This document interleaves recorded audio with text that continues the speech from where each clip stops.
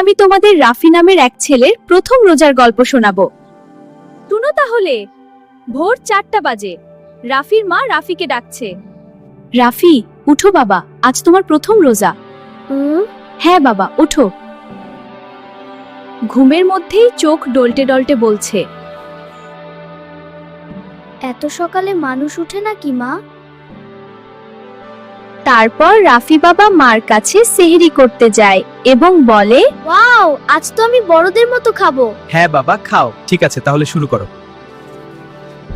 সেহরি খাওয়া শেষে রাফি বলে, আমি আজ হিরো, পুরো দিন রোজা রাখবো। তারপর রাফি সকালে দাঁত বিরাস করতে করতে বলে, মা, পানি যদি ভুলে গেলে ফেলি।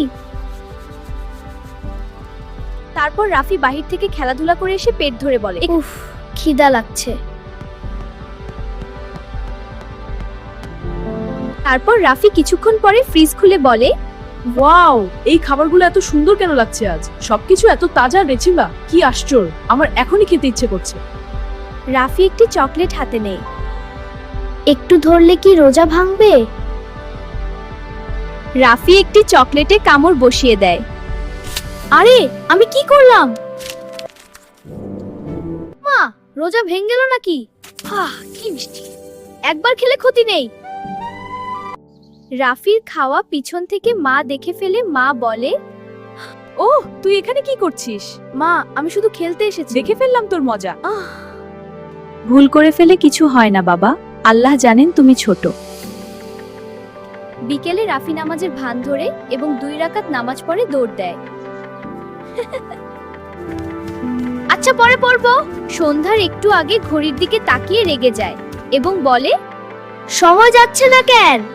হ্যাঁ হ্যাঁ। তারপর রাফি ইফতারির জন্য প্রস্তুত হয় এবং বলে, ইয়েস, আমি পেরে গেছি।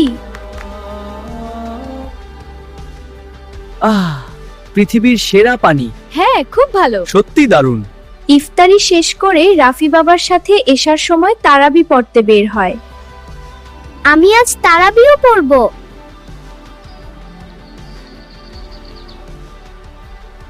তারপর সবাই নামাজ পড়ে এবং রাফি চুপচাপ দাঁড়িয়ে থাকে। কিছুক্ষণ পর দুষ্টুমি শুরু করে দেয়। দুষ্টুমির ফাঁকে রাফি এক চাচার পাঞ্জাবি ধরে টেনে বলে, কাকু নড়ছে না কেন? রাফিকে তারপর বাবা ডেকে চুপ। বলে, নামাজে দুষ্টুমি না। নামাজ শেষ, চলো বাড়ি যাই। হ্যাঁ রাফি, চল। আগামীকাল আবার রোজা রাখবো। আমি তো হিরো।